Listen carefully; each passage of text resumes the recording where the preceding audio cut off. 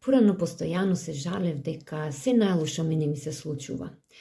Дека што и да направам, јас постојано грешам.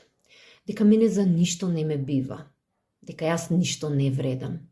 Постојано се чувствував разочарана, постојано бев несреќна, постојано бев тажна. Меѓутоа јас не знаев дека така сама ја креирам својата улога на жртва. Со моите мисли, со моите однесувања, со моето чувство, со моите постапки.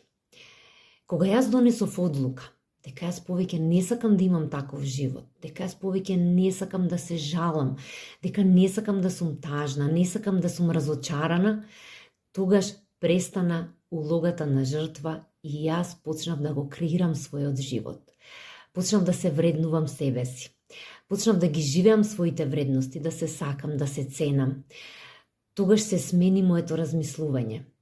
Секој предизвик, секоја потешкотија, секоја грешка стана моја лекција. Секој страв го претвори во моја сила, во моја храброст. И тогаш престанав да се жалам и престанав да прашувам зошто баш ова сега ми се случува мене? Со што јас ова го заслужив? И тогаш си го поставував прашањето, што јас сега можам да научам од ова што ми се случи? Кој чекор треба јас да го превземам за да дојдам до тоа што мене ми значи, она што мене ми исполнува, она што мене ме усреќува.